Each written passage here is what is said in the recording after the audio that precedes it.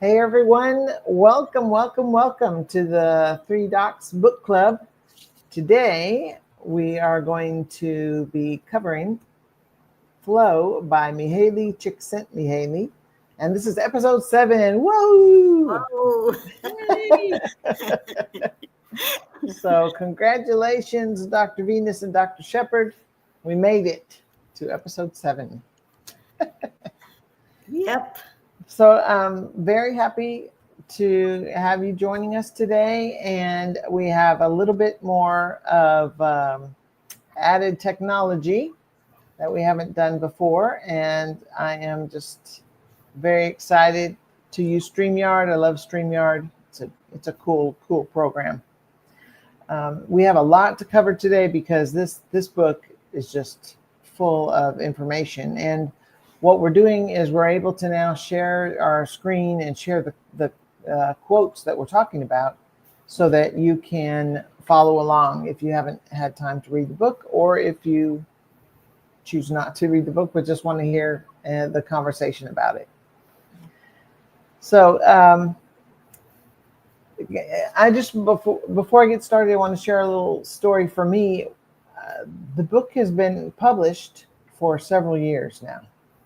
And we read it in college, and in my mind, I was thinking it was a book about productivity, because so much of what you hear about is how to get in the flow at work so that you're more productive at work. And then when I reread it, I realized that it's about happiness. For me, that's the main thing I got out of it, is it's a book about being happy. Yeah. So It actually, it is about self-actualization. Right. It's a great book, great read. A lot of life, a lot of like you were saying, Dr. Jackson, just a lot of things that you can think about and how it pertains to your life, and maybe even some changes that you may want to make. Right. Absolutely. Okay. So did you all want to say anything else about when you're reading, just the experience, overall experience? Let me ask you, since you've read it at work, so since you've read it before, what was the focus of why was it being read in that setting? Mainly to help you stay focused and not be distracted when you're doing tasks at work. Oh, so okay. to look for the positive in the mundane. If you had maybe uploading account users and password back in the day, we had to do that directly, upload from spreadsheets into various programs, and it was very time consuming, and you had to stay mentally alert so that all the passwords were correct and all the usernames were correct, etc. And so we applied the aspect of looking for joy in just the little things, in a job well done and things like that. So that's how I looked at it from a productivity point of view. Yeah, makes sense. Mm-hmm. Okay, so first up on our presentation, Dr. Shepard. So I wanted to share a quote from the book that actually is it's a culminating quote, in my opinion. It kind of puts it all together nice and neat for us, and I think it's a great way to start our conversation. And so our author, and I am not going to try to say her name, I have not practiced it yet, and so I don't want to butcher it, but she states, "The best moment in our lives are not the passive, receptive, relaxing times. The best moments usually occur when a person's body or mind is stretched to its limits in a voluntary effort to accomplish something difficult and worthwhile." I love that. I think that it speaks to me very well. It actually reminds me of self-care. And I would always think that self-care was, oh, let me relax, let me just take some time to myself and do something that's very passive. But actually, I feel like now that I'm sort of shifting my mindset to myself, personal self-care, being more like the author states, having my body and mind stretched to its limits. voluntarily, of course, like she states, but I do like a challenge. And so I want to make sure that I see that now as that can be considered, in my opinion, self-care. And so I really like that, that she has brought so many points to the book. I don't know if you all want to mention anything about this quote, but I thought it was a great way to sort of summarize the book. I definitely agree. And I think that's the if you could rank different events and things that happened, that when you're enjoying what's going on, and even if it's difficult, climbing a mountain, or maybe concentrating, driving somewhere, it's exciting, and it just uses all your senses. Right. And I totally agree with this quote. Yeah, I think it gave me definitely a new perspective of, of looking at things, because it seems like sometimes in my life, I'm always trying to relax and get away, like a vacation or something like that, and thinking that that is the ultimate self-care. But, what the author states about just having that effort and accomplishing something different and worthwhile, that can truly be self-care as well. And it's self-fulfilling, in my opinion. So I really like this quote. Yeah. And then there's that irony of work, like working in a job or a profession, and for 20, 30 years, and then thinking, okay, well, when I retire, then I'm going to be happy. But when you're working, you find that you're happiest.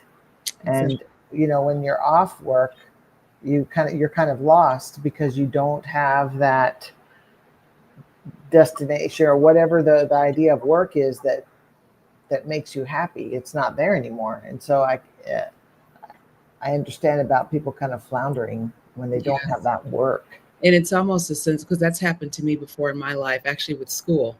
And so it's almost a sense of, what do I do next now that I'm finished?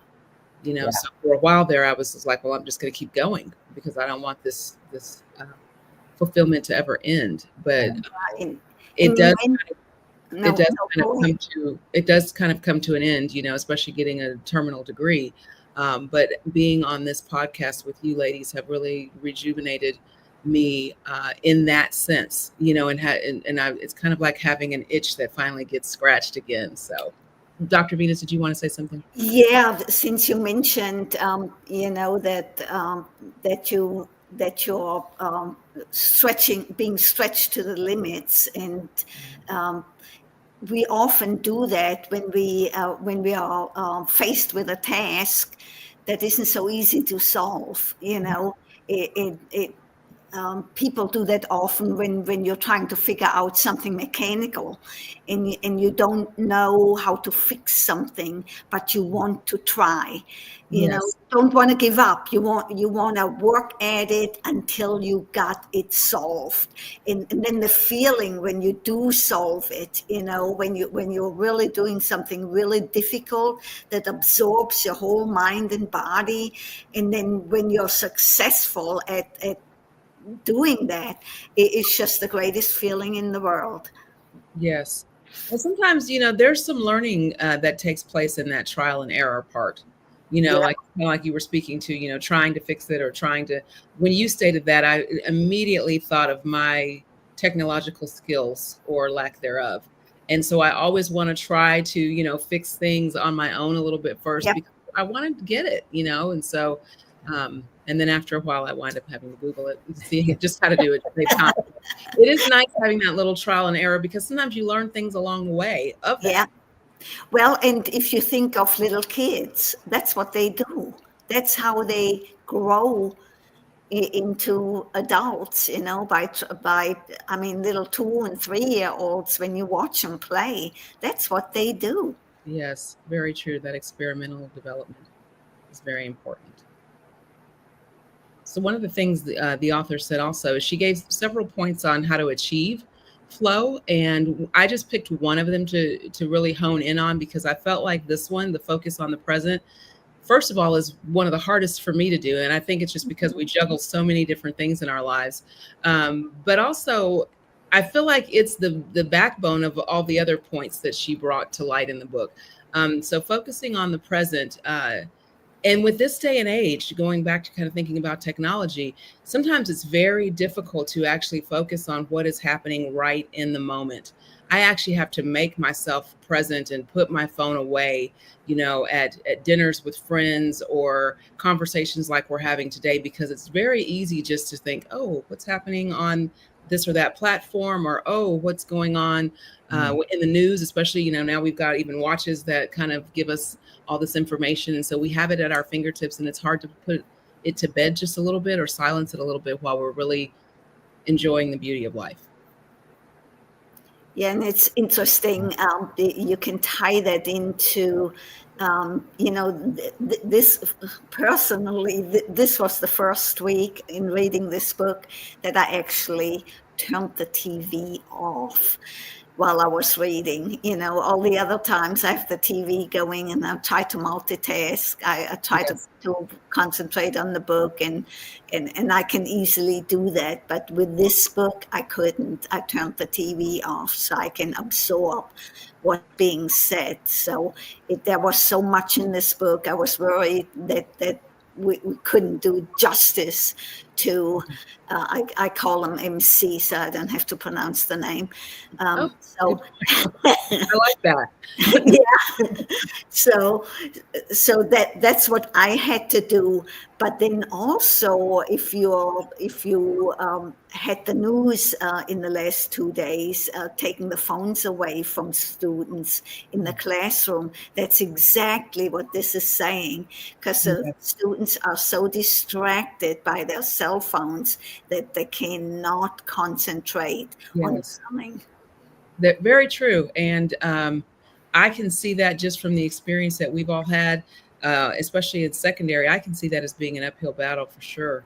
It is. It will be. Know what to do without their technology, their phones, their watches, they're addicted. Yeah, they're addicted. And what I heard today, from both parents and teachers, well, if something happens and my kid cannot access the phone to call me, I'd be very angry. And I bet you that's going to be the stumbling point for this. But, of course, it's a different world nowadays. But, when I went to school, there was no such thing as cell phones, distractors. So we were very, very fortunate. Exactly. Yes. And, and I think just teaching students how to, or even people, just how to focus on something. And sometimes it's very good. I know we're all great multitaskers, but sometimes it's really good to focus on one task at a time and appreciate and enjoy just the simplicity of that one task, or the complexity of just that one task. I agree. One single thing. Like you said, you turned off the TV to read the book.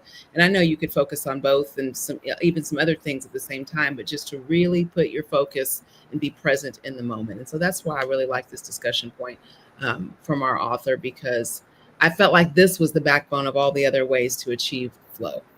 Yes, absolutely. And matter of fact, just this week I was listening to another post by Daniel Pink, and he was talking about great thinkers. And one thing Einstein did was sit alone on a lake, and just quiet the noise. And just Thomas Edison, same thing, would nap and just have quiet time every single day. And I find myself, I was doing that with this as I was reading this book too, because some of the concepts I had to really just think about and, to let them sink in a little bit and let my mind make those connections so that I could understand what, about the depth of the ideas and how to concentrate and really minimizing distractions and external worries. It's so helpful for just mental health. Everyone's talking about mental health nowadays. Well, we need to take all that mess out of there and then just quiet our minds and focus and think. Sometimes I think like people just don't even know how to concentrate. You're absolutely right. Like a thing of the past, just having that time to block all the noise out. Yeah. Yeah, absolutely. Yeah. Okay, so now would be a good time to discuss Dr. Venus. What does Daniel Pink say about the book? So I'm glad that slide is up because he had a lot to say, just like us. So he's saying that a transcendent experience happens when we are so absorbed with something we are doing that is so perfectly matched with our capabilities that we lose a sense of time and self. It is something we know in our gut, but are incapable of describing. So this book taught him to realize when he's in the flow and when not, so he can bring flow back into his life. The best books, he say, give you something that you know in your gut, but do not have the words to describe. Mm-hmm. That goes very much along with what Dr. Shepard was saying. Yeah, I love that. And many times I wake up in the morning and somewhere in that twilight between unconsciousness and consciousness, I'll get an idea. Yeah. And so I pop out of bed and I think, Yeah. I've got to either write something down or I've got to do something, or a problem, a solution will come to me. And I think it's probably because I've quieted my brain and just listened and made that connection be something that I can't have the words to describe, but it's a solution. And I run and do what I need to do. And it's a wonderful experience. Yeah, and then that's interesting that you say that, because often once you get up and you get dressed and then all the clutter of the day hits you, the point is gone. Yes. If you have not been able to record it, scribble it down real quick, it's like later, what was I thinking this morning? What was it that came to my mind that I wanted to tend to? And it's gone. You lost it. Very true. Absolutely. All right. So here are some more discussion points. Yeah, my discussion points were what was interesting to me is when he said that happiness is not the result of good fortune or random chance. It's not something that you can buy with money. So true. Think of all our stars that make all that money. It does not come with power. Happiness does not depend on outside events, but rather on how we interpret them. Happiness is a condition that must be prepared for, cultivated, and defended privately by each person. I like that. I like that, defended privately. Yes. Because that really makes it just about the person, not about what anyone else thinks. This is an inner self approval, so to speak. That is correct. And then he cites Viktor Frankl in his main Search for Meaning. And I think it's one of our books, isn't it? It's the last one. I'm going to read. He said, success like happiness cannot be pursued. It must ensue. So here's the critical word. As the unintended side effect of one's personal dedication to a cause greater than yourself. So I thought that was just a powerful, insightful statement. Yes. Yeah, where you're working at something and then all of a sudden you realize, hey, I'm happy. Where did all my stress go? This is pretty good. I'm in a good place. To me, that happens.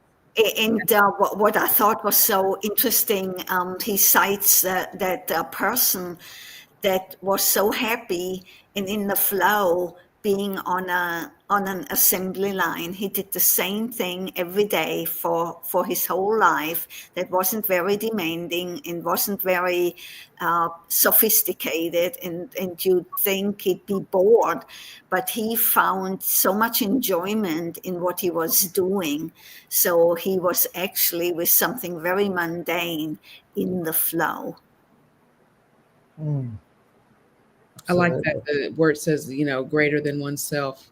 Yes. Because a lot of the times when I think about what makes me happy, it are things that will affect other people in a positive light as well. And it's not just about me being satisfied, but I want others to be satisfied and feel at least some sense of joy with whatever I can do or to assist them or to make their life a little lighter.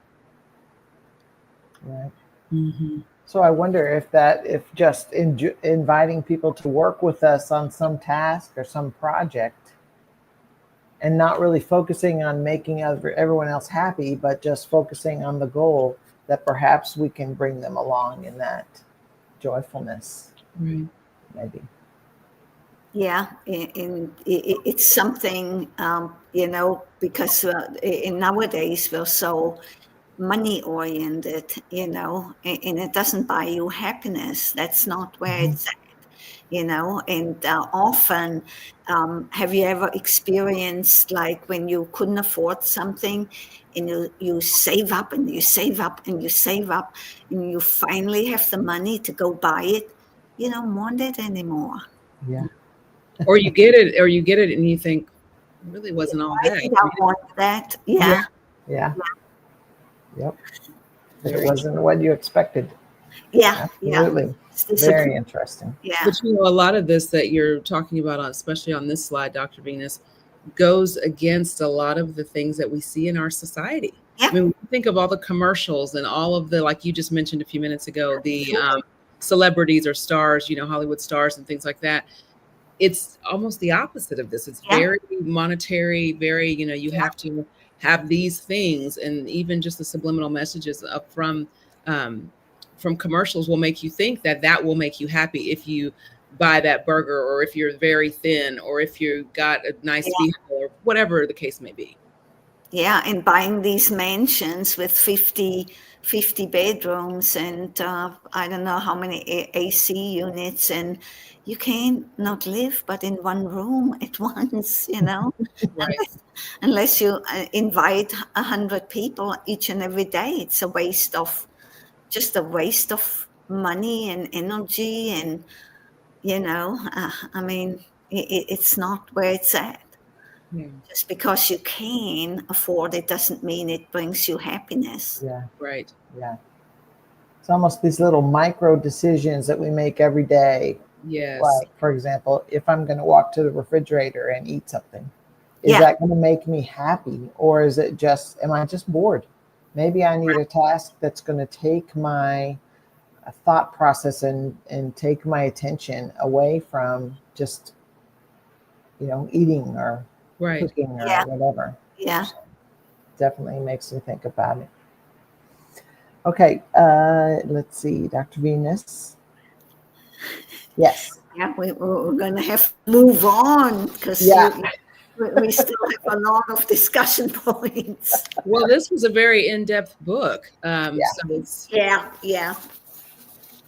Like I mentioned, it'll be hard to do it justice in 30 minutes. Yes. Yep. Okay, let's try it. Let's work through it, though. This is a hard task. We got to use all our energies. Yeah. In this one, I mean, the discussion point, I think we had that before. So we don't have to dwell on this a lot. It's the optimal experience. Is the best moments usually occur when a person's body or mind is stretched to its limits in a voluntary effort to accomplish something. And that's what you said, Dr. Shepard. So it's basically the same, just with a different name, optimal experience, or it puts the name to what you mentioned, to your discussion point. So he expanded on the theory. The optimal experience is the concept of flow, the state in which people are so involved in an activity, but nothing else seems to matter. The experience itself is so enjoyable that people will do it even at great cost for the sheer sake of doing it. Mm-hmm. So. And we can probably move on from that because you discussed it in your point.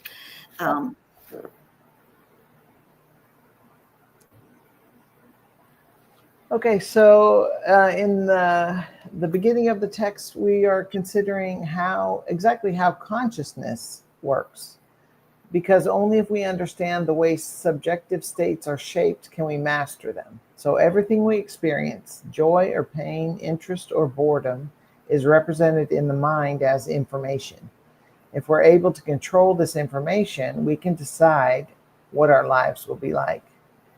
And this stood out to me because when I first started learning about mindfulness practices and just slowing my breathing, closing my eyes, and focusing on breathing in and breathing out. And so they tell you that if thoughts come to your mind, no matter what they are, just acknowledge them. Okay, that thought is there. I'm just going to let it go and just continue my breathing in and breathing out. And so that's just information. So that way it takes away the trigger ideas that sometimes I get with trigger, and that because I'll get triggered on something and then my brain just spirals down into some negative thoughts or some distraction or something. Let me another thing. Let's go to the refrigerator. Hey, Dr. Jackson, I'm right behind you on the way to the refrigerator. Yeah. I understand. But so it's just not every thought has to trigger me, and that really actually spoke to me right at the beginning. Yes, I like that part on that last slide you showed that just said, being able to control that, and that just allows me to think, we are human beings. We can control things. Right. Even if it's just I'm not going to think about it right now. I'm taking 5 minutes. Then I'll think about it, just in that way you're in a better space. Yeah, and that's an important part of achieving flow is to control. Yes. To control your conscious. Yeah. So, and then this thought here, we've kind of already discussed about when we have the big, we work so hard to get the big house to get success or whatever we judge a success, but then as soon as the basic problems of survival are solved, merely having enough food and shelter is no longer sufficient to make you content. So new needs are felt and new desires arise. So you are, as humans, we're looking for problems to solve and things like that. But does this make us more satisfied? The idea that those ideas are arising, this paradox of rising expectations suggests that improving the quality of life might be an insurmountable task. Well, it's something we always have to keep working on. And I think we will never have arrived. And this is what spoke to me about this quote, is that when you're fixated on what you want to achieve, then when you cease to derive pleasure from the present. You can't be present if you're so focused on the future and what's going to make you happy in the future. Very true. So it's a little bit of living in the moment and appreciating that moment and finding, some joy and happiness in that moment. Absolutely. Yeah. And you shouldn't really have to think about what I'm done, what am I going to do next? It should be something that happens, something that catches your attention, something that you can be absorbed into. In something you want to do, in something that you want to give your all to. Right. Yeah, absolutely. And then this next point, if a person feels coerced into reading a certain book to follow a given course because that is supposed to be the way to do it, learning will go against the grain. So it has to be a desire that you have. We can't force someone, to like reading, or they can't get into flow if we're forcing them to do it.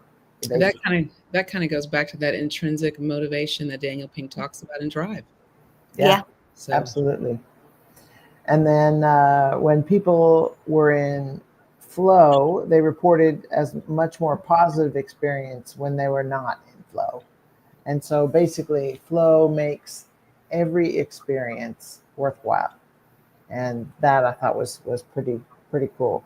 And this is, I think I already mentioned this about working in flow in your job, and then when you looking forward to leisure, but then when you get to the leisure, you can't experience flow because you only had it when you're working. Right. So finding it in this, I think the goal is to find it in the small things, in the present, and then that just makes your life more worth living. Right. The purpose is there. Absolutely. Yeah, and here I have a question to close as a final talking point. Maybe can you guys give an example of when you were most in the flow?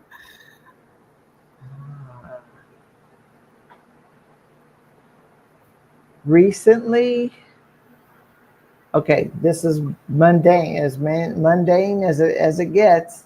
My husband bought me a wood chipper because we had a branch fall down in our backyard. It was a huge giant. It was like half a tree fell in our backyard. Yeah. And I didn't want to leave all the wood chips. And I was going to make, my idea was make wood chips and help my garden. Yes. So I had to take the big branches and cut them into medium branches and then cut them into small branches so it would fit in this little bitty wood chipper that I got, which is fine with me. But that was such a flow experience. I was thinking about flow the whole time. You know, I was focusing on safety, but it was a wonderful experience, and I feel like I deepened my reading experience just by cutting up those branches into little branches. Yeah. I love that. I love that. When Dr. Venus asked, I was thinking of, a task that I do quite often that I really do like, and that is cooking. I mean, when I am cooking, I am just in a zone. My husband will walk in sometimes, and sometimes I won't even realize he's there in the kitchen because I'm just listening to like jazz music or something and just cooking and just in my own. He says, he's like, you're in the zone, and he knows, like, just wait for his plate to come out. That's all he has to worry about. I feel that same way when I'm cooking. I just feel like, and there's some sensory things with cooking, the sight and the smells and all and the sounds of sizzle and all those things. But yeah, I feel that same way. How about you, Dr. Venus? Well, I thought about it throughout this whole book, what are my moments of flow? When did I experience those, or when do I experience those? And the best times for me, I have to say, they're lying a while back, we're in the military. I just, everything I did there absorbed me to the point where I just loved it, just loved everything I was doing there. So that was probably my biggest flow experience. I've been in flow teaching math in my classroom at times when the students are with me and they want to learn and they get the aha moment. Oh, yeah. That to me is flow, and since I'm no longer in the classroom, I'm having a hard time finding flow lately. Riding my horses, I could get into the flow where I forget the world, just me and the horse. Recent, maybe on the treadmill, listening to music, So that's the kind of flow that I need to get into. Yeah. For sure. Yeah, great. but it isn't as good a flow as I used to have. So I don't. That's what occupied my mind throughout reading this book. I think it's funny, Dr. Venus, that the flows that really brought a bright smile to your face included other people. Like when you talk about military, you're right. About teaching, it was like you lit up. And so that's neat because the people that you were working with at the time, be it military or the students, they might have been in flow right there with you. It sounds like they were. Yeah. You're right. Yeah. That's awesome. Yeah, that's awesome. Well, thank you so much, Dr. Venus and Dr. Shepherd. This has been a wonderful episode discussing flow and how it affects our lives. And I would say I agree with Daniel Pink. Yeah, that it does change your life when you read, and even if it's just a little bit of it, there is so much in this text that could apply to us every day. So Yeah. I was just looking real quick to see what book is next on our list. Okay, the War of Yeah. the War of Art. Oh, Okay. by and who was the author now? Pressfield, Stephen Pressfield. I see it there. The War of Art. Yeah. So maybe if we have listeners that would like to join us in reading and maybe throw a few comments in next week. Are we going to be same time next week, Friday, as far as we know? I think it's not a very long book. So, wait a minute. Yeah, it's not that long. The Okay. book. And As far as I know, that time is good. Friday. Okay, good. so same time next week. Sounds good. Thank you so much. I have really enjoyed this discussion, and Same here. I'm going to be thinking about it all the time. I appreciate you guys. Yeah, I missed it last week. Yeah. Definitely was a void. We have to do this all the time. Yes. All right. Thank you so much again. We're in the flow. Yes. Bye-bye. Bye-bye.